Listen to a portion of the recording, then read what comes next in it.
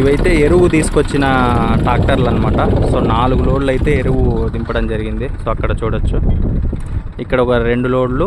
So ఇవన్నీ చీనీ చెట్లకు వేయడానికి. సో ఇంకొక కింద ఒక ట్రాక్టర్ దింపుతోంది, అక్కడ చూడొచ్చు. సో మొత్తం ఇప్పటికి 3 ట్రాక్టర్లు. సో ఇంకో ట్రాక్టర్ కూడా వస్తుంది. సో మనకు లోడింగ్ ఇది వచ్చేసి ట్రాక్టర్ బాడుగ మాత్రము 1400 అనమాట.